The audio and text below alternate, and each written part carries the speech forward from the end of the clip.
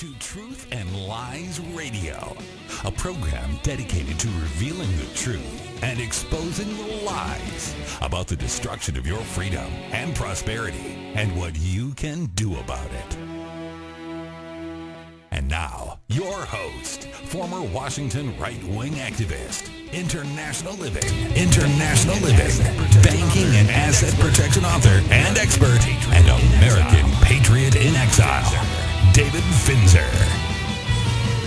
This is David Finzer broadcasting for the next 2 hours from the Gibraltar of the Balkans, the historic city of Novi Sad, along the banks of the beautiful Danube River here in Serbia, on my 5,230th day of voluntary exile and protest from an ever less free America. To comment during the program on a temporary basis, you can send me a Skype text message at Truth and Lies Radio, that's all one word crammed together, or you can email me at david@truthandliesradio.com. As soon as our new studio is finally finished, you'll also be able to call toll-free from the U.S. and Canada or Skype from around the world and join the conversation. Also, remember to check out our YouTube and Facebook pages at Truth and Lies Radio Show. Make sure to say you like us and comment if you will. We put a lot of work into getting those things out there for you. We hope you appreciate them. According to the big clock on truthandliesradio.com's FATCA/Taxmageddon Day countdown page, your taxes will skyrocket and your worldwide financial privacy will expire in 144 days, 12 hours, 50 minutes, and 57 seconds.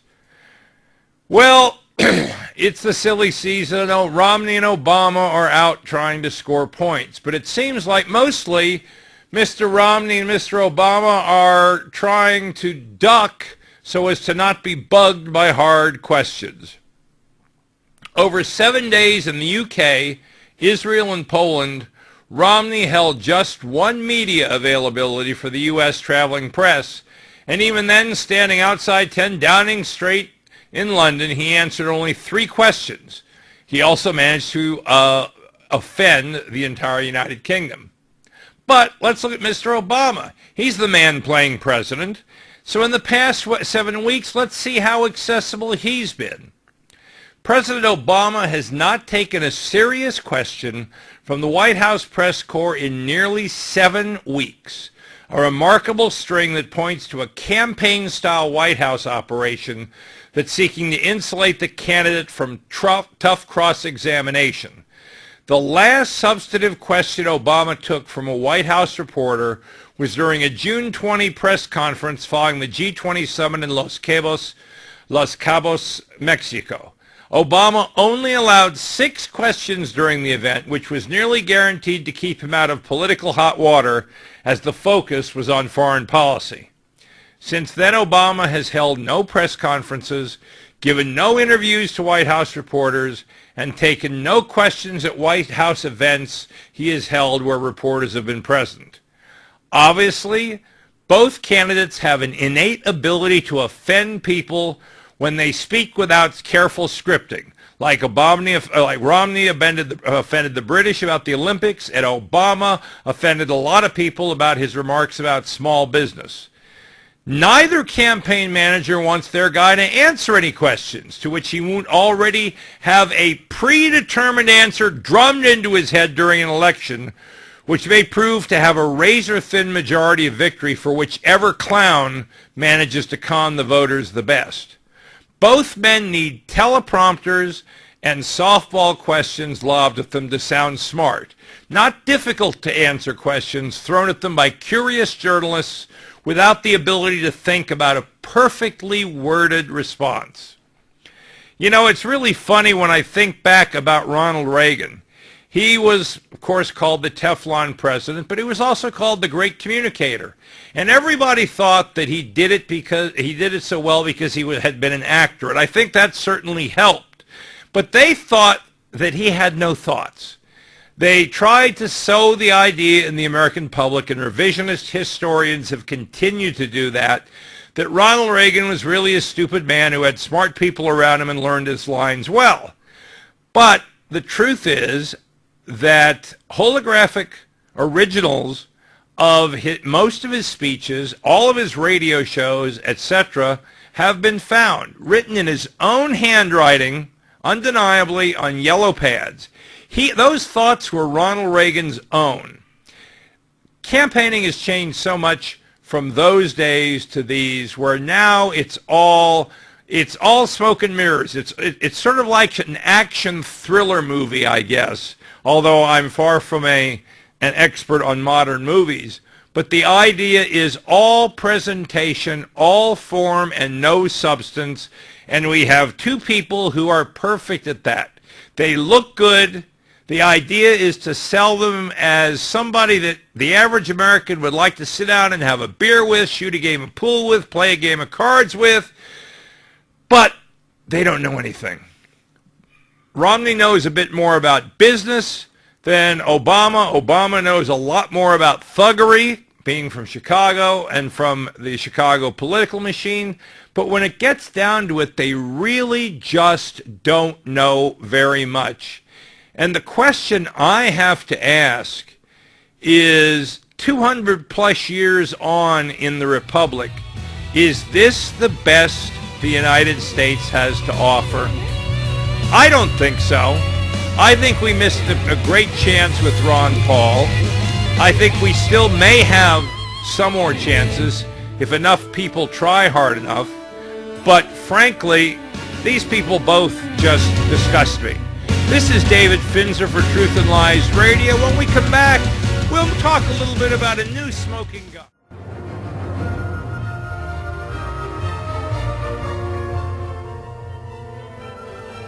This is David Finzer for Truth and Lies Radio.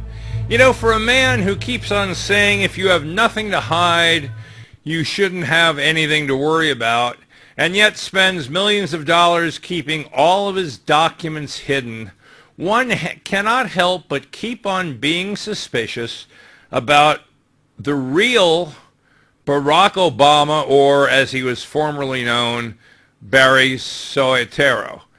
I think he must be the first president, or the first man at least to serve as president, who has an AKA, also known as. In 2008, Fox News randomly called 400 of Mr. Obama's alleged Columbia University classmates and never found one who'd ever met him. While this is suspicious, and it could easily be instantly dismissed if Obama released his Columbia transcripts to the media, but even after serving as president for 3.5 years, he refuses to unseal his college records or virtually any other records. Shouldn't the media be as relentless in pursuit of Obama's records as Romney's tax returns? I mean, there's a whole lot more known about Mitt Romney because of SEC disclosures, etc., than there is about Obama. Obama has kept everything hidden. Shouldn't they be digging for Obama's dirt with the same enthusiasm as Mitt's? Of course, the mainstream media doesn't work that way. The first question one might ask is, if Obama had great grades, why would he seal his records? But maybe he got poor grades. But who the hell would care about some poor grades from 3 decades ago? What's the problem? Doesn't that make the media suspicious? Makes me suspicious, but obviously not the media. But they're so much smarter and greater than all of us that they must just intuitively know where not to go. Secondly, all of Obama's old classmates and buddies at Occidental say he was a poor student there. He spent a lot of time smoking pot and attending radical communist meetings. His grades were awful, they say. Again, we can't prove it because Mr. Obama's records are sealed. So, if he had poor grades at Occidental, how did he get admitted to an Ivy League university in the first place? Do you know how hard it is to transfer to an Ivy League university? It's almost impossible. And if his grades at Columbia were awful, how did he ever get into Harvard Law School? So again, those grades must have been great, right? So why spend millions of dollars to keep them sealed? Third, how did a poor kid pay for all of these rich, expensive schools? If he had student loans or scholarships, don't American students need good grades to maintain their student loans? At least one answer that's been suggested, not my own, I must admit, fits these pieces together. Perhaps, just perhaps, Mr. Obama got a leg up by being admitted to both Occidental and Columbia as a foreign exchange student. He was raised as a young boy in Indonesia. That's a fact. His mother made him an Indonesian citizen. That's a fact. But did his mother ever bother to change him back, if he ever was, to a U.S. citizen? Maybe not. You can't change citizenship like you can change a pair of shoes.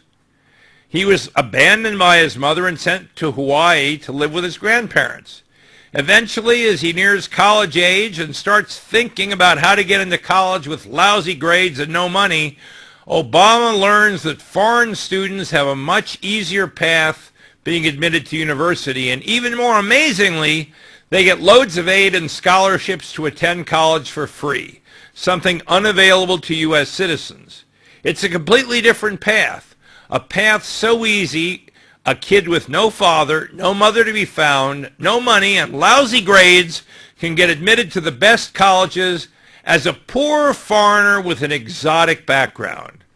So, possibly, just possibly, Obama uses his Indonesian passport and citizenship to get into college.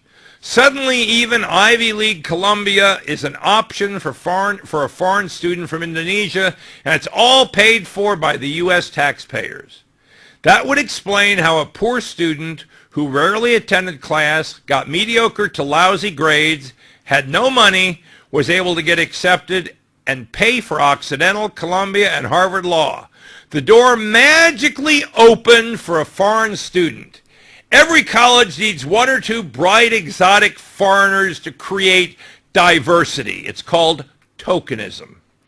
That would also explain how in the summer of 1981, Barry Soetoro, as he was known then, was able to travel to Pakistan when no U.S. citizen was allowed to travel there.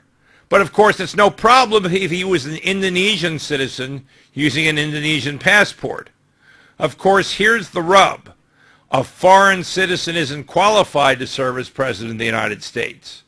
Obama must have at least one hugely damaging secret threatening his legacy, or he would not spend millions of dollars in legal fees to keep his past sealed. You know, what about this Indonesian citizenship?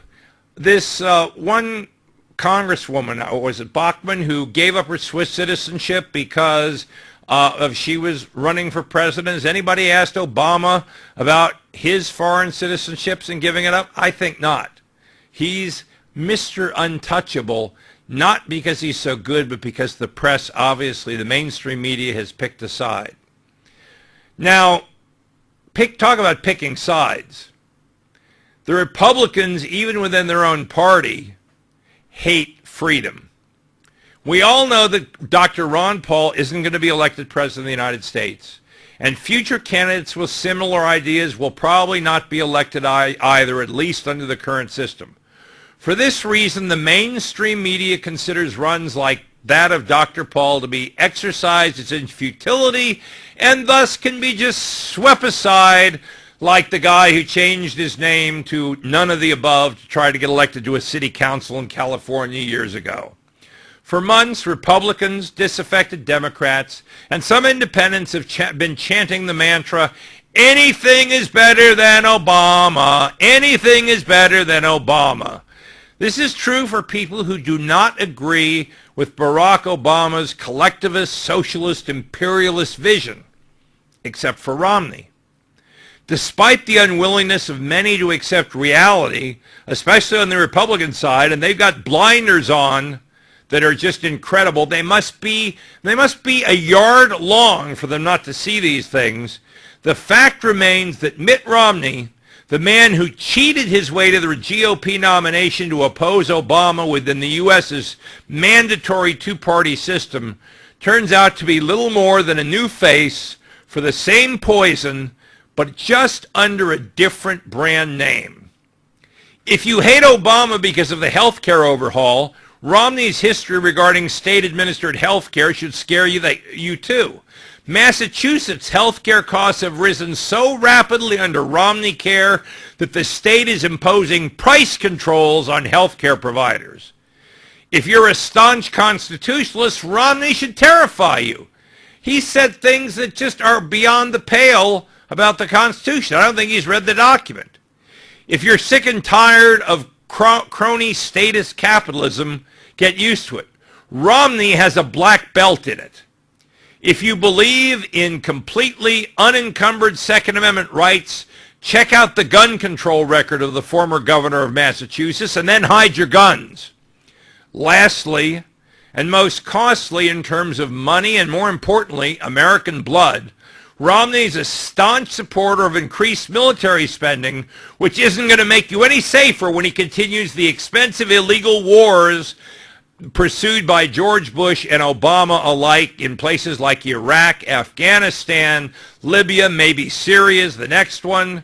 There are many more examples of things that a Romney presidency will not fix or change. In a world not dominated by the mainstream media, the similarities between the failed policies of Obama and those that will be implemented under Romney would be recognized and openly discussed by the talking heads. In reality, however, the elites are vested with a vested interest in perpetuating the myth that the Republican leadership is different from the Democrats have won out. With massive amounts of money, the leadership of both sides have ensured that America will be a Democrat/Republican political closed system and have written the rules to ensure that dissenting views are shut out. Now, with the GOP convention near, its leadership is running out of options for silencing Dr. Paul's small government, anti-cronyism, constitutionalist voice. But this leadership has resorted to proving outright that American political free choice is dead. You know, looking back at the campaign thus far, I have a real hard time, as I've said, drawing a distinction between the candidates except one of style. I mean, that's all it is. This is like, America's Idol more than it is like a political campaign. We have two bad men, but who can manage to come across as looking nice, at least to their constituencies who are running for office. When we come back, we'll talk about how something's rotten in Maine.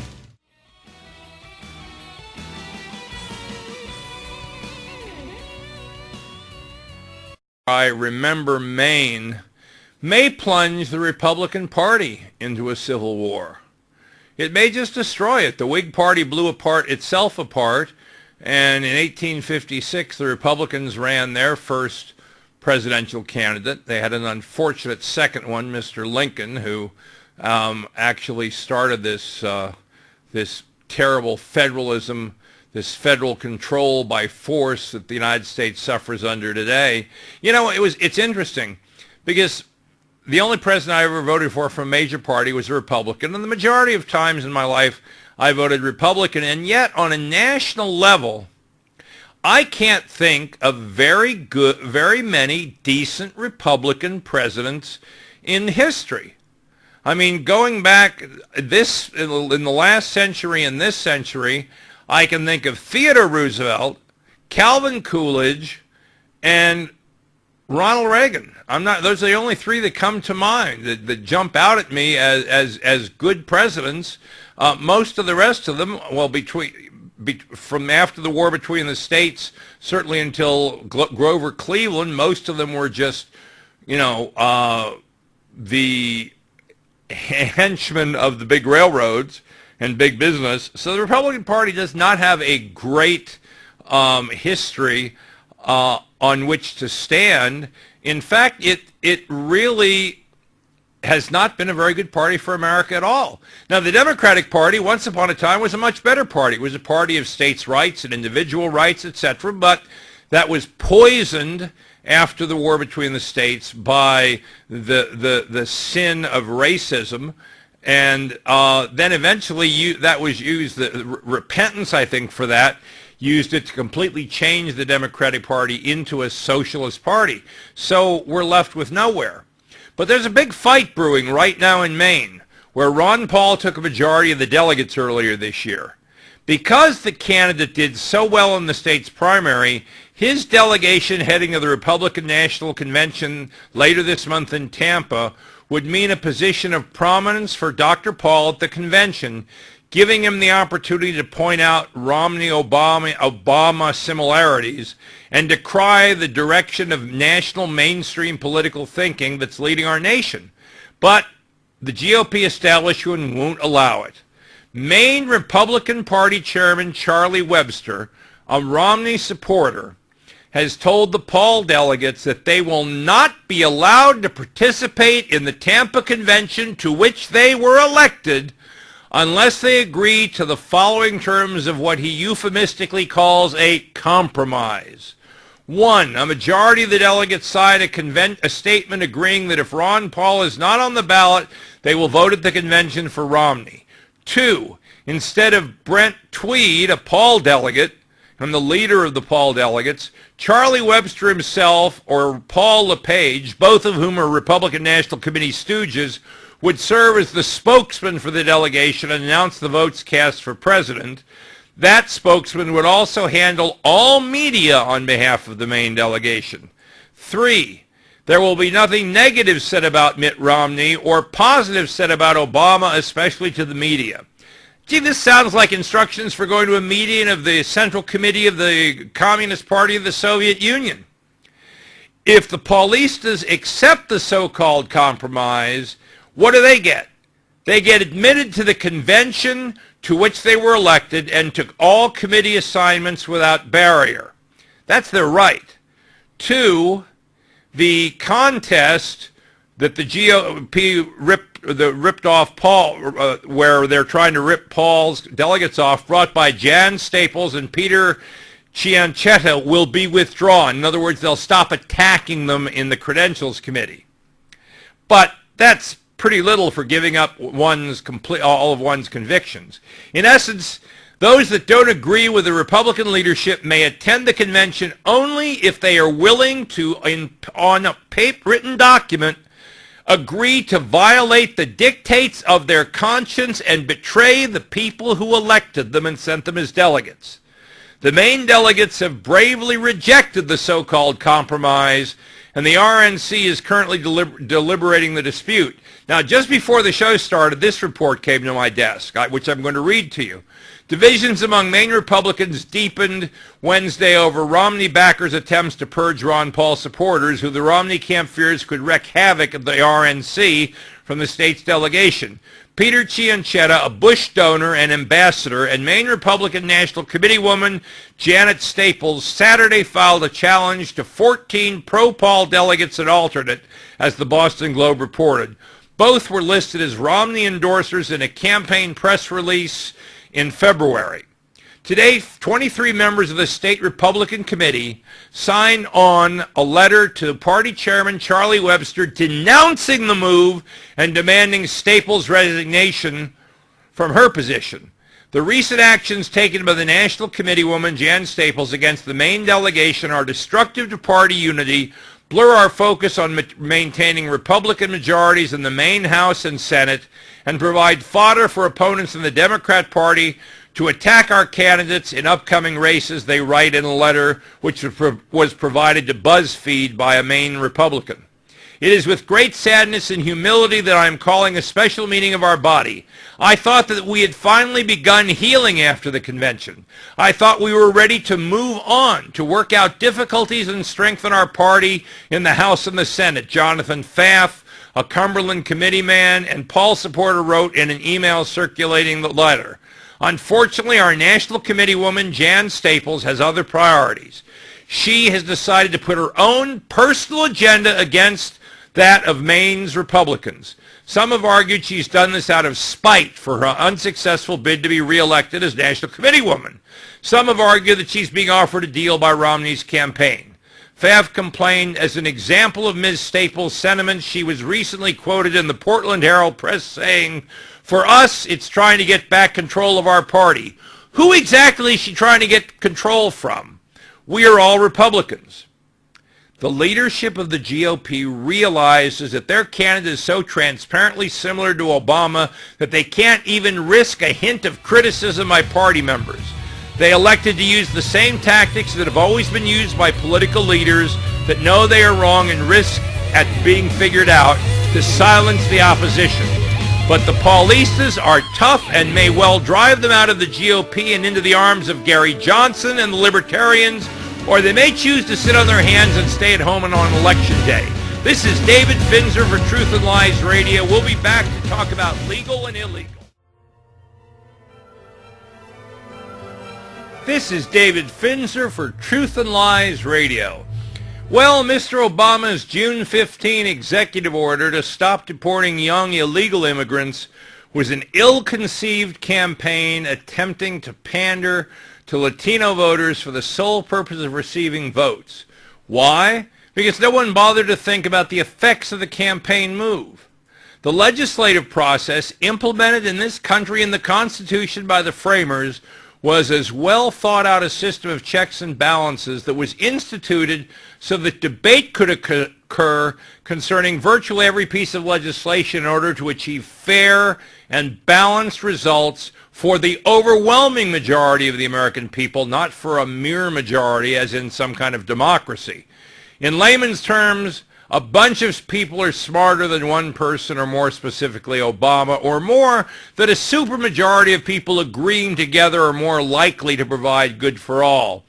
But it doesn't work that way when you have a dictator or an emperor sitting at 1600 Pennsylvania Avenue, and it surely didn't work that way for poor Lauren Gray, a 21-year-old dancer who has lived in the United States since the age of 4 when her parents came there from England on work visas.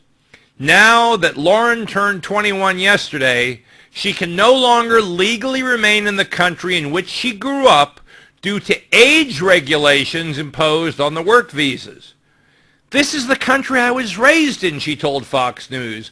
"I'm unwanted in the country I call home." You might ask yourself why this is unfair. Obama and his team of constant campaigners didn't manage to think about the entire range of ramifications.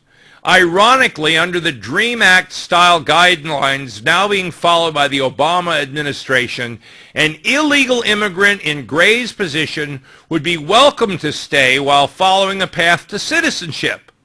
Earlier this year, the president instructed the Justice Department not to deport law-abiding illegal immigrants if they arrived as minors, graduated high school, and have lived in the U.S. for at least 5 years before 2001, though the administration has denied the guidelines amount to amnesty. Now, if she was illegal instead of a legal immigrant, she would qualify and could stay. While the DREAM Act was designed to apply only to illegal immigrants, the Obama guidelines do cover legal immigrants, provided their immigration status expired prior to June 15th. Illegal immigrants can also obtain a 6-year residency if they complete 2 years in the military or 2 years in a 4-year institution of higher learning. Once they earn a degree or complete 2 years in good standing, they may qualify for permanent residency. But not Lauren Gray, who moved to the U.S. with her parents, Allie and Ian, and her younger sister, Gemma, after her grandparents came. And Gray has even been trying to obtain a green card for years. She thought she was about to get hers before her senior year in college, but one day her priority date got pushed back unexpectedly. It was moving slowly, she said. We were within 9 months of priority date, and we got bumped back 2 years. No doubt, with all of those Mexican illegals and Guatemalan illegals and Honduran illegals, they had to push a Briton back for 15 months to make room for them. That delay means that Gray will age out of her parents' visas before any green card can be issued. 6 lawyers, thousands of dollars, and countless contributions to American society later, Gray can't stay here or stay there. But illegal immigrants are more than welcome to stay as long as they say they went to high school. Who needs documentation when you have the honor system? This is absolutely, completely, totally outrageous and indefensible. This is supposed to be the president with a heart. This is one of the most heartless acts.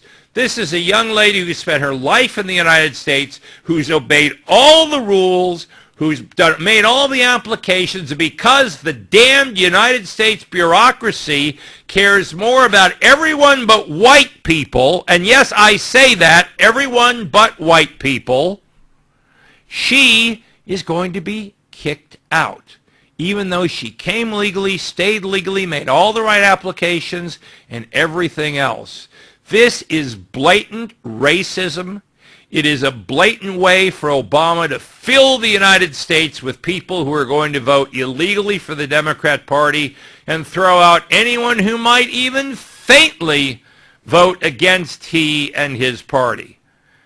This is something that you ought to call your congressman about. Lauren Gray deserves the right to stay in America. She's earned it. Talking about people who have been screwed by the Obama administration. The Geithner Treasury took off 20,000 non-union Delphi pensions. The economic hardships of 2008 brought about many difficult decisions on the parts of those in power.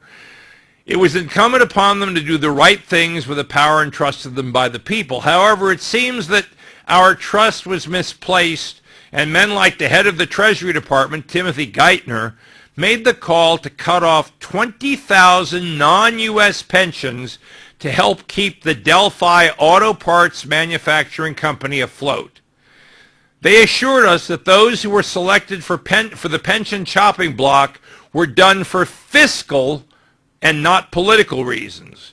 The Daily Caller reports emails obtained by the Daily Caller show that the U.S. Treasury Department, led by Mr. Geithner, was the driving force behind terminating the pensions of 20,000 salaried retirees at the Delphi Auto Parts Manufacturing Company. However, the report continues to shed light on long-held suspicions.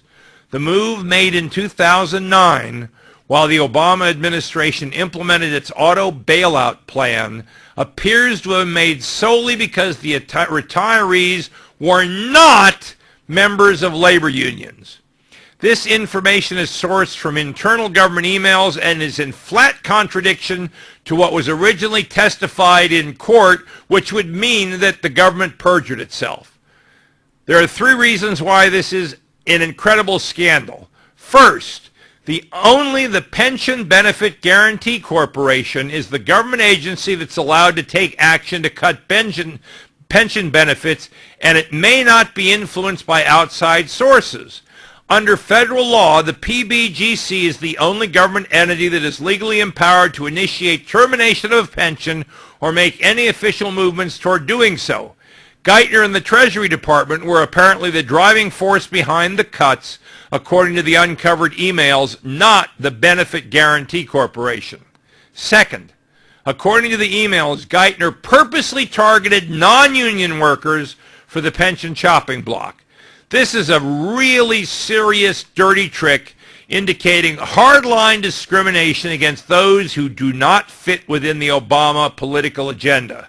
Third, it indicates that Timothy Geithner committed blatant, illegal perjury, criminal perjury, to avoid the appearance of violating the federal law that was stated above. Ultimately, Geithner's actions through the bailout caused 20,000 hard workers to find themselves considerably poorer simply because they wanted to work harder. Delphi, a General Motors company, is one of the world's largest automotive parts makers. 20,000 of its workers lost nearly their entire pensions when the government bailed out GM. At the same time, Delphi employees who were members of the United Auto Workers Union saw their pensions topped off and made whole. This is flat-out theft, socialism theft. You take from those who earn privately and you give it to somebody else that you like. The Obama administration, this is one more example of them going out of their way to punish hard work and to reward those who rely on the collective. And this is proof that they will commit federal crimes in order to carry out their agenda. Sadly, 20,000 good people had to suffer in order for the fact to be revealed. Let's hope their suffering's not in vain, that this will go to court, that Geithner will go to jail, and that this entire mess will be fixed.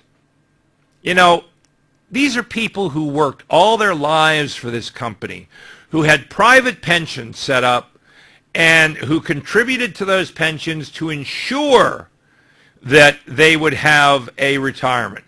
That pension money was probably invested in the economy. And instead of with the mafia or whomever else the United Auto Workers Union deals with, they were punished. They probably don't vote Democrat in the same numbers that union workers do. So they were targeted, and they were targeted illegally and for political reasons. This shows to me every day that the United States more and more is becoming like the ancient Roman Republic, where the forms are observed, but the substance is gone, and all the decisions that are made are political. Well, now we've reached the top of the first hour, which means that I have to go away for a while so you could listen to the news and do other things. But I will be back with Oliver Neville, my EU co-host, in about 6 minutes, so stay tuned. This is David Finzer for Truth and Lies Radio. And now, your host, former Washington right-wing activist, international living, banking and asset protection author and expert, and American patriot in exile, David Finzer. This is David Finzer broadcasting for the second hour from the Gibraltar of the Balkans, the historic city of Novi Sad along the banks of the beautiful Danube River here in Serbia, on my 5,230th day of voluntary exile in protest from an ever less free America. To comment during the program, you can send me a Skype text message at Truth and Lies Radio, all one word, or you can email me at david@truthandliesradio.com. As soon as our new studio is finally finished, if we can just get the contractors organized, you will also be able to call in toll-free from the U.S. and Canada, or Skype from around the world and join the conversation, or even start a fight if you'd like. Also, remember to check out our Facebook and YouTube pages on Truth and Lies Radio Show. Now, according to the U.S. debt clock, the total U.S. national debt right now is $15,955,315,000,000 and counting, which is a debt per taxpayer of almost $140,000, which is almost 3 times that debt of the debt per citizen, which shows you how many people are not paying taxes. Now, it lags behind the gross domestic product, as always, by about $600 billion. As I say, I constantly remind you, America is essentially bankrupt. If you took the total value of all goods and services produced in the United States in a year, it would still not pay off the debt. And when you look at the total U.S. debt at all levels, it totals an incredible, I try to think of words that convey how huge this is. It's just, I guess I'll use the word awesome, fearfully awesome, of $56,961,725,000,000. That is a lot of money, and it's not going to go away anytime soon. Well, today is Threatening Thursday, which means we have with us my European co-host, Oliver Neville, who's here electronically from somewhere in the United Kingdom. And welcome, Ollie. Hello, David. How are you? I am doing well. It's always a pleasure to have you, sometimes a fearful pleasure, but nevertheless, it's good to have you here and to get the European view on things, especially from Britain, because of at least we maintain a special relationship between what the real America and the real Britain, despite the fact that neither of our governments represent, I think, the real what our countries are, for sure. Absolutely not. Anyway, first news from Britain is, this is sort of interesting, something Americans have never understood. The House of Lords plans to further reform or deform the House of Lords are being abandoned after the Tories, quote, broke the coalition contract, unquote, according to, I guess he's Deputy Prime Minister and Liberal Democratic leader Nick Clegg. The agreement on an elected House of Lords, now that makes no sense to me, electing lords, but anyway, that's beside the point, could not be reached with Tory opponents, he said, and the plans would be shelved rather than face a slow death. As a result, he said Lib Dem MPs could not now support conservative-driven changes to the Commons boundaries in 2015. Now, as I understand it, when he's talking about Commons boundaries, it's what we just went through in the United States, which is what we call redistricting, where you change the districts in which your members of parliament, from which your members of parliament run. You change the borders to conform to population changes. Is that correct? That is right. At the moment, the UK boundaries for the MPs' constituencies heavily favour the Labour Party. I mean, at the moment, the Tory Party at the last election got the same percentage of the vote that the Labour Party did in 2005, a similar percentage, but didn't get a majority, whereas Labour got a clear majority back then. So the problem is that at the moment the boundaries favour Labour, and the Tories are trying to change it up, make it more equal, make every constituency have similar number of people. So it's sort of, it's not even, most people try and change boundaries to favour them. Actually, the Tory boundary changes will pretty much make it equal. It's not perfect, but it's much better than we've got at the moment. And the Liberal Democrats, who are set to lose out heavily from the boundary changes, they're opposing it. They were in favour, and they've spoken many times about being in favour for it. But now that Clegg's pet project of the House of Lords reform has come to an end, they've sort of gone in for tit-for-tat politics. And well, this really could be the breakup of the coalition government. This could be where it all starts, David. This could be it's quite a possibly historic moment in British politics. Well, I know you've gone to a 5-year parliament as opposed to a parliament of up to 5 years. Now, if they lose their majority, does this mean there'd be an early election? Yes? It could well do, even though there is yes, very likely. Okay, well, very good. We'll talk more about this and some other subjects when we come back. I think we'll keep on talking about this. This is David Finzer with Ollie Neville for Truth and Lies Radio. We'll be back in just a few minutes. Stay tuned. This is David Finzer for Truth and Lies Radio. It's Threatening Thursday, so my co-host for the second hour is Ollie Neville, and we're talking about all things European. Specifically, we're talking about right now the House of Lords, which is something that most Americans have never very much understood. Historically, at one point, the House of Lords was the more powerful house, and then it became an equal house, and then it became a house simply of revision where it could delay bills up to 2 years. And then I remember when Tony Blair wanted to take away the right against self-incrimination, and the House of Lords had the temerity to oppose him, and so then they decided to savage the House of Lords and take away the right to vote of the hereditary peers whose ancestors, some of whom had sat in the House of Lords for hundreds and hundreds of years. And now they've sort of turned into something, I guess, akin to the Canadian Senate, filled with an awful lot of political appointees, etc. So I'm not sure how much of a place it even has. It looks like it really is dying a slow death. What? Yeah, it's really it's been dragged through the mire basically by Blair, who stuffed it full of cronies. And towards the end of Blair's reign, he had the cash for peerage scandal, where he was actually selling off lordships to people who could buy a peerage if they made a big enough donation to the Labour Party. So the whole reputation of the Lords has been dragged through the mud. The place itself is full of cronies. Now it's just used by prime ministers to pack it full of their people, so they can more easily get their legislation passed. And really, it is in need of reform. It wasn't before Blair, but now it definitely is.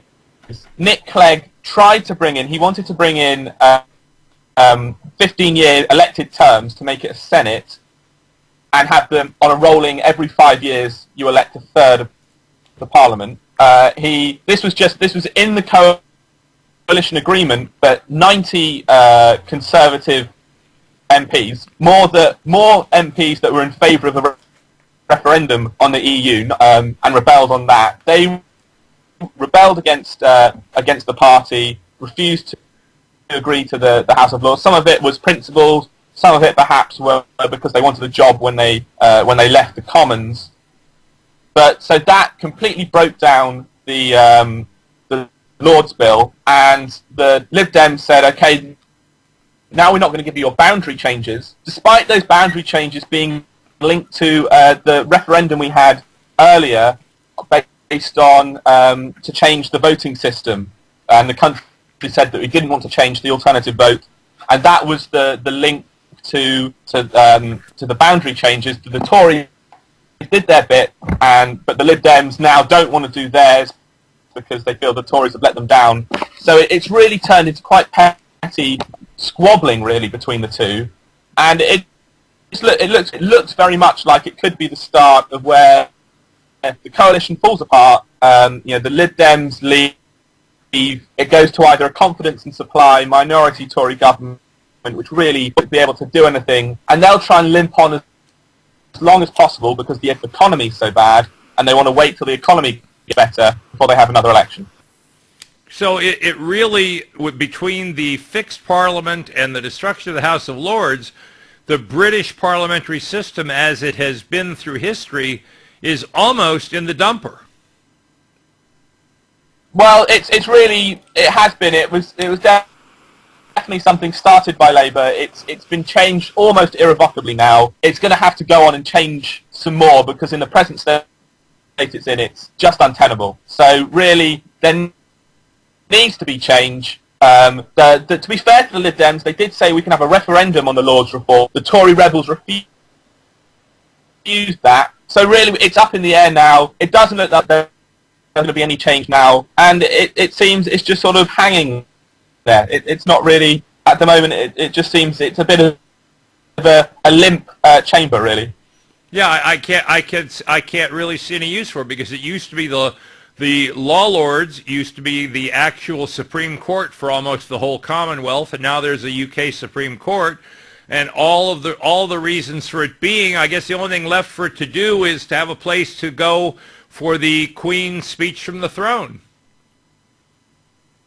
Yeah, you have the Queen's speech, and it does a little bit of revision on some parliamentary bills, but really it's got to a stage where it does need to change. Yeah. Well, talk about revisions. It seems like there's been a revision in the Bank of England's growth forecast. The Bank of England has cut its growth forecast from close to zero, too close to zero, from about 0.8% predicted in May as a double-dip recession intensifies. The quarterly inflation report indicated no growth for 2012 compared with 2% predicted a year ago. The data had fueled anticipation for an interest rate cut, but the governor, and I assume that's the governor of the Bank of England, Sir Mervyn King, dismissed calls for a reduction in the near term. He said recovery hopes have consistently been dashed. Quote, the big picture is that output's been flat for 2 years and has continually disappointed expectations of a recovery, unquote. So, what's going on with the Bank of England and the economy?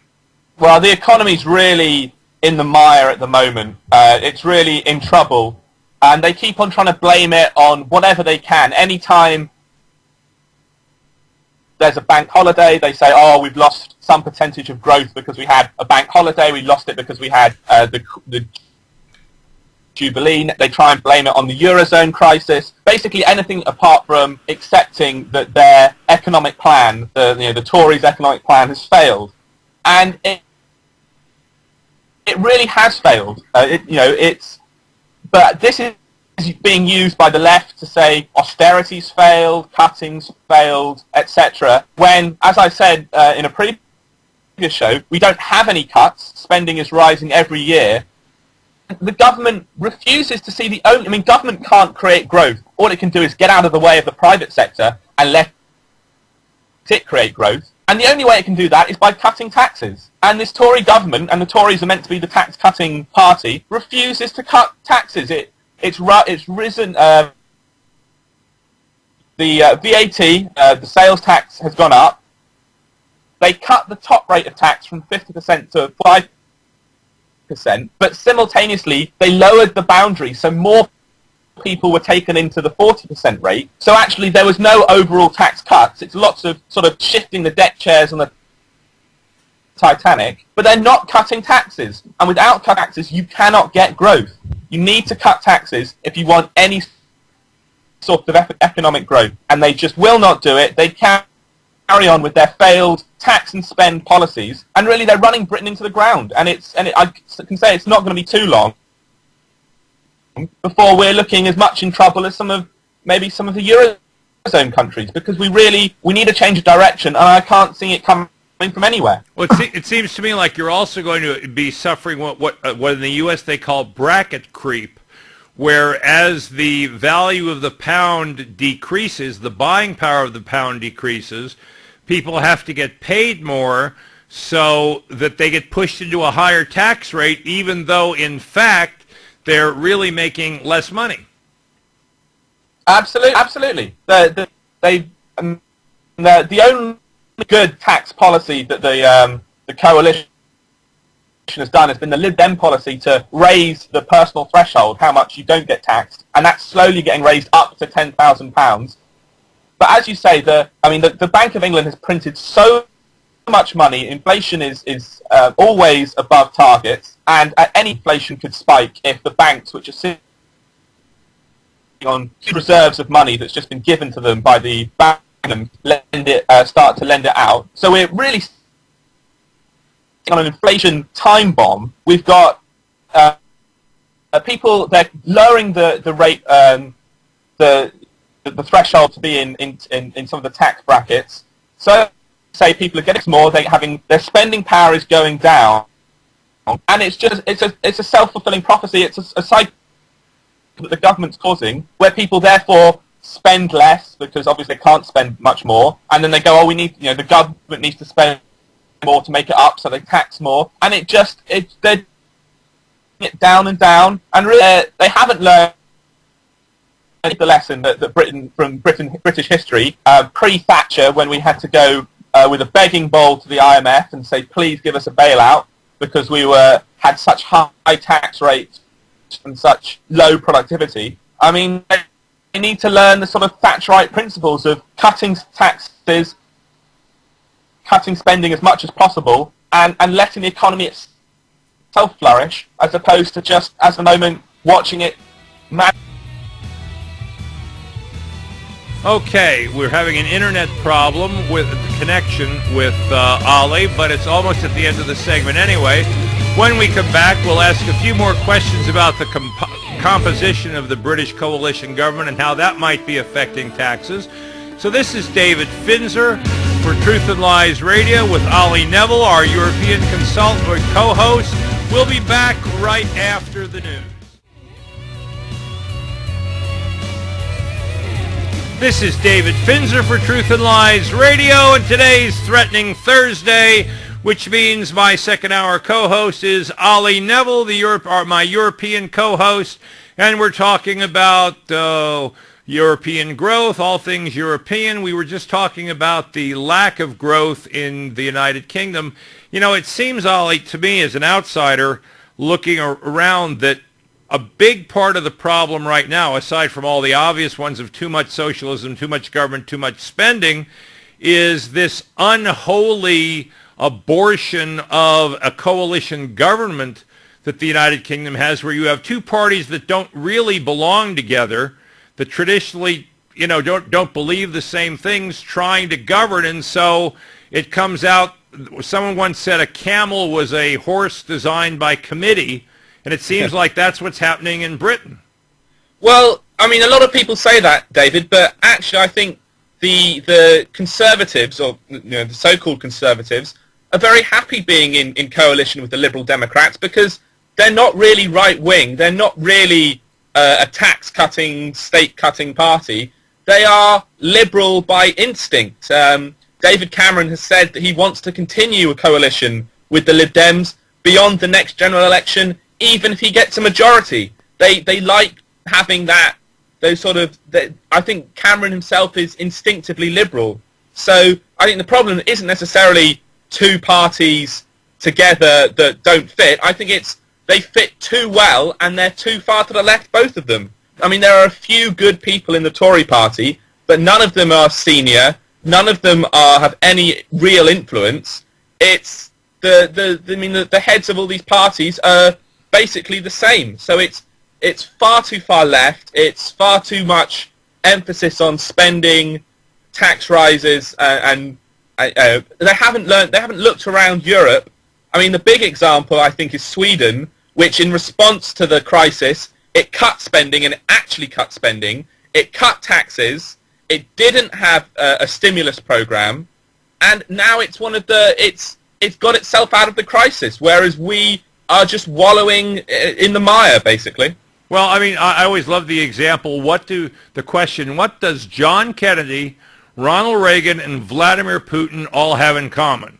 What they all have in common is that they increased the government budget. I mean, they increased the government revenue by reducing taxes. All three of them. Absolutely, and it's been proven.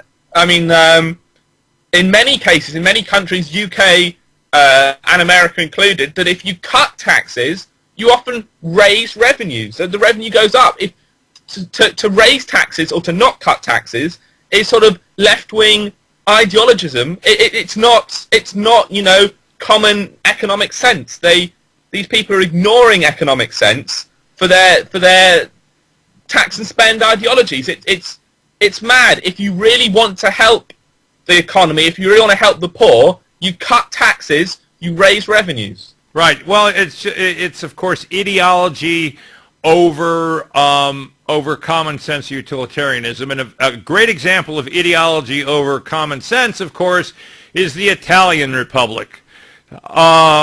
They're in even worse shape. Italy's recession deepened in the April to June period when the economy shrank for the fourth quarter in a row, according to official government statistics released on Tuesday. The economy contracted by 0.7% in the second quarter, compared with the previous 3 months, more than the 0.6% drop expected by economists surveyed by FactSet, a financial data provider. The ISTAT statistics agency said the activity fell in all sectors: industry, services, and agriculture. The government, which is trying to reduce debt, has made spending cuts and tax increases that are hurting businesses and households. Fear that Italy will need a sovereign bailout if its borrowing rates rise further have created economic uncertainty. I'm not uncertain. I would be scared as hell.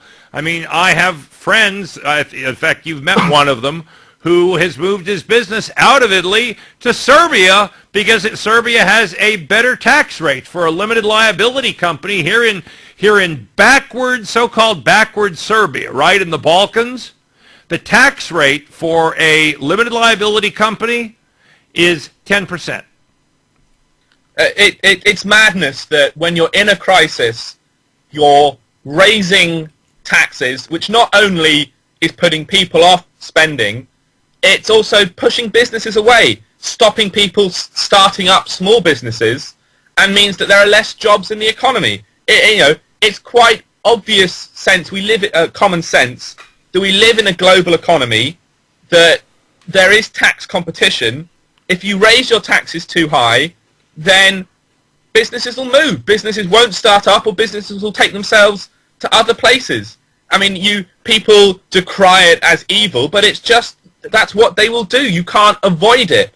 You can't stick your head in the sand and say, we're going to raise taxes and all the businesses will stay and people will keep on investing their hard-earned money to start up small businesses. It's nonsense. And Italy is an even bigger problem because it's stuck inside the euro. It can't devalue and export its way out. The workers are unproductive. Obviously, lots of southern Italy is just basically controlled by the mafia, which doesn't help, which never helps. But it's probably better than being controlled by the mafia that is the government. I mean, there's your private anarcho-capitalism for you. But they have a leader, like many European nations now, who's not elected, who gets appointed by the European Commission, these so-called technocrats. Who's a convicted fraudster, as I recall. Italy is going into deep trouble, and so is Spain. DBRS, who are a Canadian rating agency, they've just downloaded Spain's credit rating to A brackets low, and Italy's to A brackets high, and these are just on the edge of falling out of the A bracket. I mean, why anyone would have Italy and Spain in an A bracket at all confuses me.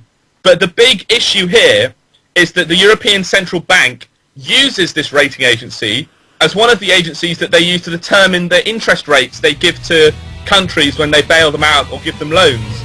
So if Spain falls one notch lower, its interest rates will rise to 5%, and it will be in real trouble. Well, one of the reasons, of course, these agencies might do it is some of them have started being prosecuted by governments for their rating system. Oh, absolutely. It's ridiculous. We can talk about that when we come back. This is David Finzer with Ollie Neville for Truth and Lies Radio. Stay tuned. We'll be back in about 5 minutes.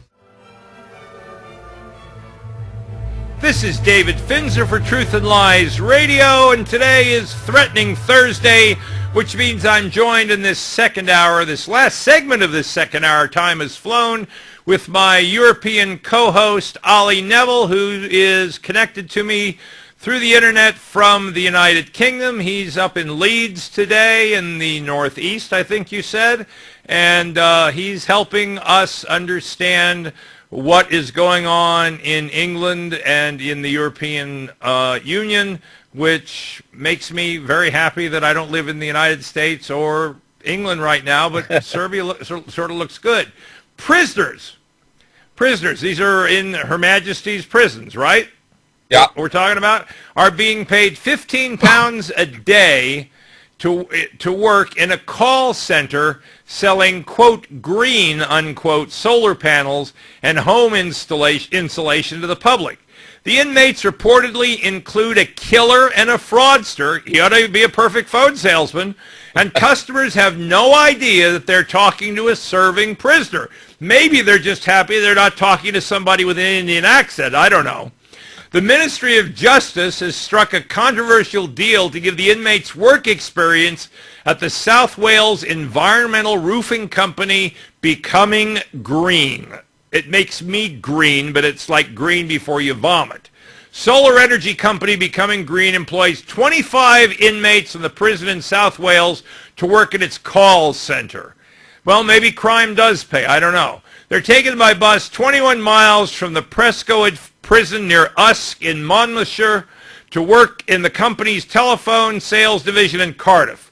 Prisoners do not cold call members of the public, according to the Ministry of Justice. Instead, they answer calls from people who've rung in response to adverts or following cold calling by another call center staffer.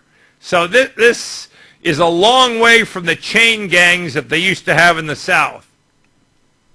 Yeah, well, I think this is just cronyism and sort of corporatism at its finest, where the government, obviously the government in Britain is favouring green energy hugely, and so it provides prisoners to work for £15 a day, I mean, nothing wages, to man this company's call centres. Apparently, according to some trade unions, actual normal staff are being laid off or being fired so that there can be more places for prisoners, because obviously the prisoners are so much cheaper labour, and it doesn't cost this climate change group more to employ them. So I think it's just a fantastic example of cronyism, corporatism.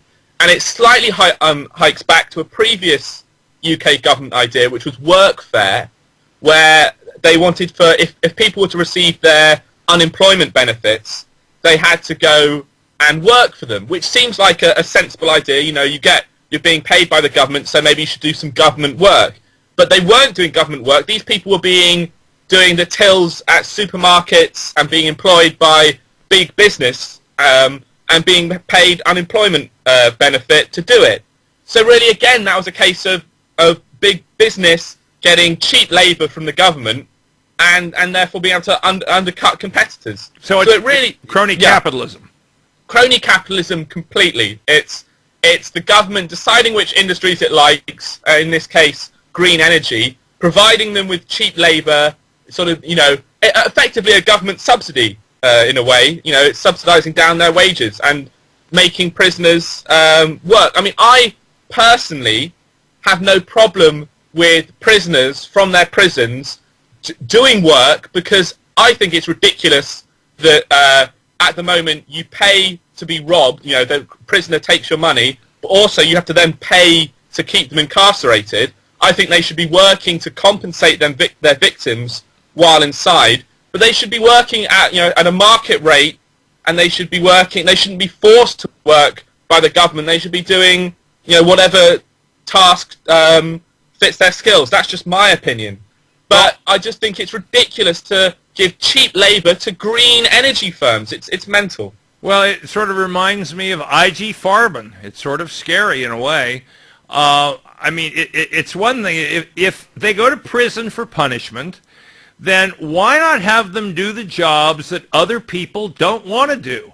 Cleaning up the highways, picking up the trash, you know, draining swamps. Of course, draining swamps isn't a good thing anymore. It used to be good, but now it's a bad thing. But I'm sure there are plenty of jobs that a lot of people don't want to do, that if you're going to employ prisoners, it would be better to employ them in those jobs than in jobs that other people would be perfectly happy to do.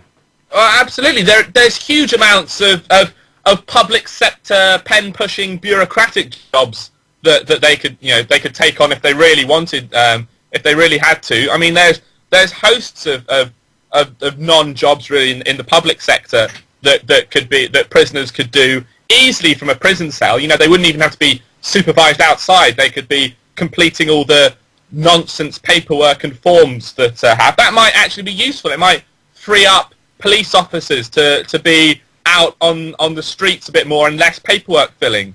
But then, you know, so I do think there is a role for prisoners to be doing work while in prison, but definitely not at low-cost rates to subsidise some industries. I think that just epitomises corporatism and the sort of the crony capitalist society we find ourselves in today. So I doubt these same prisoners would be available to do work at a call center for a company that the government didn't like very much, or that didn't contribute to the party, or that didn't support its political agenda. Oh, absolutely not. You're not going to get these people aren't going to be working for something that the government, you know, big polluting firm, you know, a polluting firm, or one that doesn't support the climate, you know, the view on the accepted view on climate change from the political mainstream. Well, I believe in climate change. The climate changes. So what? Well, yeah, you know. Absolutely.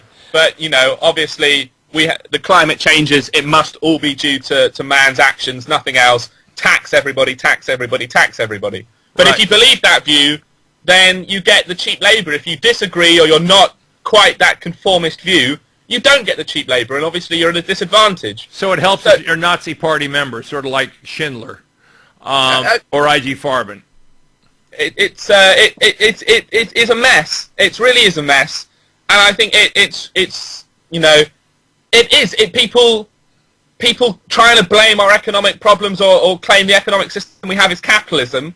These are just fantastic evidence of corporatism, of big government using its influence to benefit firms it likes and, you know, block firms it dislikes. If it were going to be fair, I want to say one last point before we move on to the one more story I want to get into before we close the day. is then they at least should auction them. There should be an auction for their services, not just the government deciding to give them to favored companies. Yeah, that would work perfectly. You'd bid based on the value they give you, and you get a nice market equilibrium, as opposed to the government just stamping in and deciding which firms should benefit. Talking about crony capitalism gets us right into our final story of the day, having to do with Argentina and the Falkland Islands. And I lived in Uruguay, right across the river from Argentina, and I know how arrogant, ridiculous Argentina is. It's, I said, a great country with a government from hell. The legislature of Buenos Aires province voted to prohibit vessels sailing under the British flag from, quote, mooring, loading, or carrying out logistical operations in any of its ports, which includes of course, Buenos Aires, one of the largest ports in South America. The bill was brought forth by Patricia Cubri, a deputy belonging to President Cristina Kirchner de Fernandez Front for Victory Coalition. It was nicknamed Gaucho Rivero after Antonio Rivero, nicknamed the Gaucho, an Argentine cowboy who led an uprising in the Falkland Islands against the British in 1833. He fought so that the Argentine flag could fly in the Falklands, Ms. Cumbia said. Of course, the Argentines never did anything in the Falklands but build a prison and make a war, so that, under this government, I guess, qualifies for being a hero. We've got like a minute left, Ollie. Go ahead. Well, the Argentinians have already banned ships flying the Falklands flag from docking. Now they're banning the British flag. They're trying to economically isolate the island, which, 90% of the people on the island want to be British. It has been a British territory before Argentina even existed as a country. And the people are saying, we want to be British citizens on this country. The Argentinian president is using this to sort of try and distract from the mess of an economy Argentina has that she's given them. It's colonialist, it's neo-colonialism from the Argentinians. Yeah, the Argentinian government is just terrible. Anyway, we're now at the end of the show. Remember, you only have 3 choices. Give in and live like a serf. Fight back until you can't stand it anymore, or get out and take your freedom with you. This is David Finzer for Truth and Lies Radio.